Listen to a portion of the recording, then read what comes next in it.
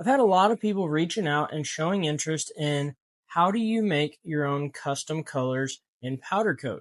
And I'm going to show you guys how to do that today. And a lot of you probably have the majority of the things that you're going to need to make it, and you're not even going to have to buy anything. So let's get over here and I'll show you what all you're going to need. So let's go over just the basics. You're going to need some clear powder paint, some sort of container to put it in, and then a mica powder of whatever color you're trying to get. That is the basics of everything you need to make your own powder coat. So I know that may appear super simple, and to be honest, it is. You're just going to take your clear powder coat, you're going to scoop it into whatever container you choose. These are some containers I found at Walmart. They work really well. So you're just going to start with clear powder. You're then going to take your mica powder of choice.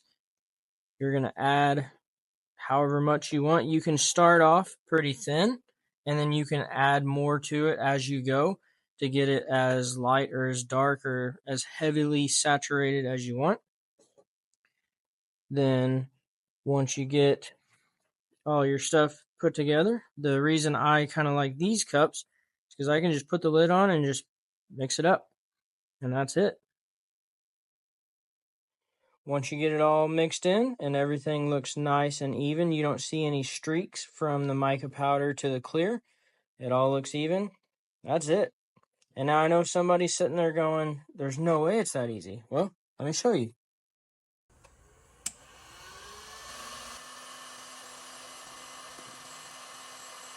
And just like that, we now have Reflex Violet in Powdercoat. And that's just a super simple way. You just throw your clear powder together, whatever mica powder you want, and then you've got your own powder coat.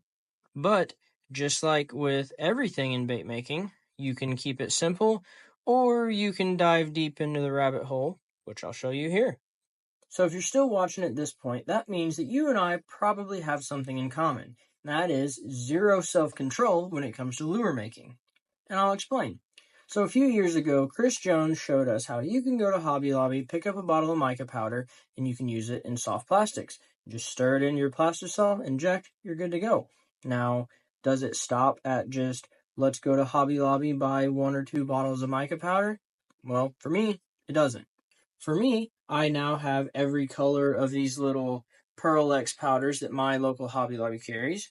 Now, does it stop there? Nope. From there, you go to Amazon and you look up mica powder. What does Amazon have? Every color of mica powder that you could think of. And then does it stop there? Nope. Then you start finding chameleon powders in mica powder. Then you want to start doing some mold dusting because that looks cool. And you want to make some cool little realistic bluegills. Well, the orange color for the belly that you're looking for, you can't find. And you don't have it in your 800 mica powders that you already have. So what do? You go back to Amazon. You buy a box of 72 colors of mica powder because you just need 1 color of orange in this box, and now you have 71 other colors that are probably going to sit in this box on the shelf for, who knows, months, years before you ever figure out what you're going to do with them. So what do you do with those mica powders? Well, you lose self-control like I did. You start buying Tec powder by the pound. You go to Walmart and you buy every one of these containers that you can find. You have boxes and boxes of custom powder coat and hollow shift powder coat now. And it just seems to never end. So let me show you how we go from super simple to, let's dive off into this rabbit hole. So we're going to show you guys a few different ways to mix up some powder. We're going to see how close we can get to, this is a Tennessee shad color. We're going to see how close we can get to matching a color to the top of that. So we've got some stuff laid out here to start on our first cup. So we've got our clear powder in our container, and I will leave these containers linked down below, but like I said, I got them at Walmart. So what we're going to do, for those of you that watched our underspin video, if you just leave those wire forms out of the mold, you can make some really nice screw lock little swim bait heads. So I've got one of these poured up in 1/2 ounce. I'm going to use the bigger sizes just so it's easier for you guys to see. So what we're going to do, we're going to dip it in just our white pearl to begin, and that'll give us our belly color. And then we're going to mix up our custom goldish looking color to kind of get that golden shiner look. So let's start mixing in some powder. So I think we're going to start with this color right here. It's called bronze gold. Now, I'm going to start with my 1/4 teaspoon, but depending on the container size that you're using, how much powder you've got in it, you will have to vary how much you use. So just start small. You can add more. So I'm just going to start with our 1/4 teaspoon of this. What I like to do after I put the first one in is just take something and just kind of get it stirred in a little bit. You don't have to stir a whole lot. And then once I feel like I've got it I just want to get all of that powder down in there a little bit before I put the lid on and start shaking. And from there, we're just going to put our lid on and give it a good shake. I'll kind of rotate the container as I'm shaking just to make sure that we get it all mixed in. Once we get it all mixed in, at this point, you can either test it and put it on your jig and see if you think it's good enough. Or what I like to do, keep in mind when you're mixing in powder coat, it's going to look a little bit lighter in the cup. And then once you heat it and put it onto the jig head, it will darken up just a little bit. But just looking at this initially, I do feel like I'm going to want it to be a little bit darker. So what I'm going to do, I'm just going to find another mica powder, which I have found this one, which is called Coffee. So you can see it still kind of has that like bronzy color sheen to it. So I don't think it's going to take away too much from the gold color itself, but I'm hoping that it will kind of darken it just a little. So I'm just going to take my scooper. I still have the 1/4 teaspoon, but I'm not going to put nearly as much as I did with that first color. So we're just going to take about that much. We'll put it in there.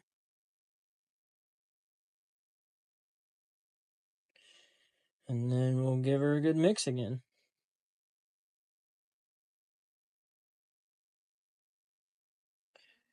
Put our lid on and shake it up. So now we've got all that mixed in, and I think I want to add a little bit more of that bronze gold that we added at the beginning. I think I just need to get it a little bit thicker. At this part in mixing powder coat, it's going to be a lot of just try it, see if it works, try it again, fine tune as needed. So I'm going to add another 1/4 teaspoon of that bronze gold powder. Now, before I mix this in, one thing that I've been doing to a lot of my custom powder coats is adding a touch of hollow shift. So what I'm going to do is I'm going to take gold member. I'm going to take my 1/32 teaspoon, and it's going to be kind of a heaping scoop with that, which is not very much at all. But I feel like adding these hollow shift powders to some of my custom powder coats are just kind of setting them one step ahead of everything else. Now let's get all that mixed in. So now that we got our powder mixed up, we're ready to try it out. So I'm going to heat this up. I'm going to dip it into the white pearl. I'll heat it back up just a little bit. I'll take my paintbrush. I'll dip it into our new powder. I'll sprinkle it over the top of the jig head, and then we'll be able to see what it looks like.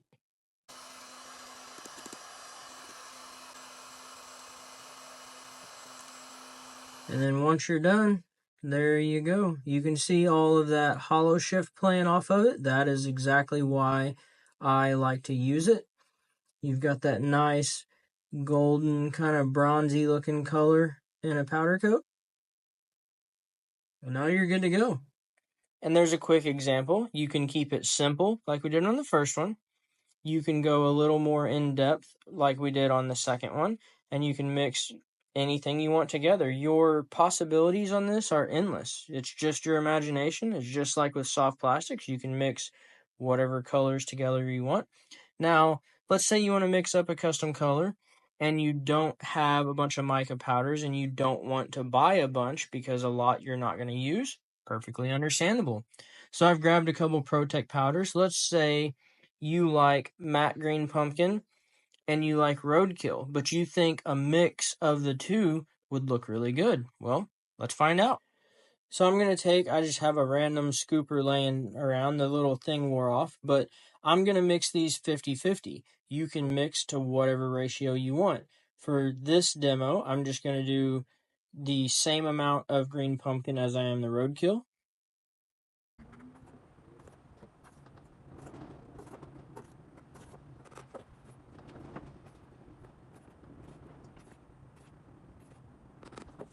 We've got our cup 50-50. I had that little scooper. It was 8 scoops of each one. So we're going to give this a good mix. And then what I'm going to do is I have a few football heads poured up. I'll powder coat one in matte green pumpkin, one in roadkill, one in the one that we have mixed 50-50. And you can see how much of a difference blending the two actually makes. And there's a good look at those two. So you can see over here on the left, we got our matte green pumpkin. On the right, we got roadkill. And then that's what you get if you mix the two. Really cool little color. And that's just, if you have 2 colors or even more, you can mix as many as you want. Your imagination is the limit. You can mix them together and you can see it works really, really well. And even after all of this, yes, there is one more thing I can show you. So we're going to get this little guy back out. This is the first color that we showed you guys today. So let's say you mix up a color and you're like, that looks really cool. I wonder what it would look like if it had some red flake on it. Well, let's find out. Yep, you heard that right. We're going to take some small red flake with our clear powder. Let's just pour some in there.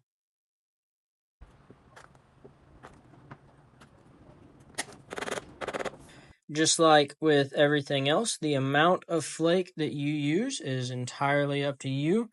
You can add as little or as much as you like. However, I will say you want to make sure when you're doing this that you shake the crap out of this. You want to get that flake as evenly distributed as you can, because you can run into issues getting the flake to be evenly distributed across your jig head. So you do want to take a little extra time with the flake and just make sure that you're shaking it and getting all that flake as mixed up as you possibly can. Once we've got our flake evenly distributed, we're just going to do like everything else. We're going to heat this jig head back up and dip it in there. And just like that, you've now taken that purple little jig head and you've added red flake. Now, one thing I do want to stress when it comes to flake. So, as you know, some flake is more temperature sensitive than others. I've had really good luck using the small flake from bait plastics. However, do not try to do this with temperature sensitive flake, or even what I would refer to as cheap flake. If you go to Walmart and buy some of their small glitter and try to do this, it's probably going to burn and not work. So you definitely want to make sure that you're using a good quality flake. And that is how you can add glitter to pretty much whatever you want. And it's the same with this as others. If you want to add multiple colors, add multiple colors. You can get as creative as you would like. And there you go, guys. Another great example of how everything in lure making can be kept simple, or you can take it as far as your imagination will let you. If you want to keep things simple, you can always just go buy pre-made Tec powders. They're what I consider kind of your just standard baseline colors, and a lot of their colors are phenomenal. I use them. I have just about every color they have, and they're phenomenal. You can take it what I consider one step further, and Barlows has their Nova Stone powders, which are phenomenal color shifting powders. They also have their Razzle, Dazzle, and Double Dazzle, which are very flake heavy powder paints. And then you can do one of the options we showed you today. You can mix your own. You can add your own glitter. Just like I said, be cautious of what glitter you use. You do want to use a heat-resistant glitter. Otherwise, it will burn and you'll lose all of the color in your glitter.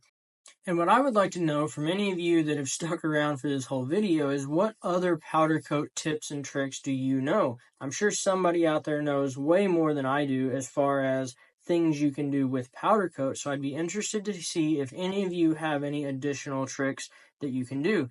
If you do, leave them down in the comments, and thank you all who have stuck around and watched this entire video. Hopefully you guys liked something. If you did, hit that like button, subscribe to the channel. We'll see you on the next one.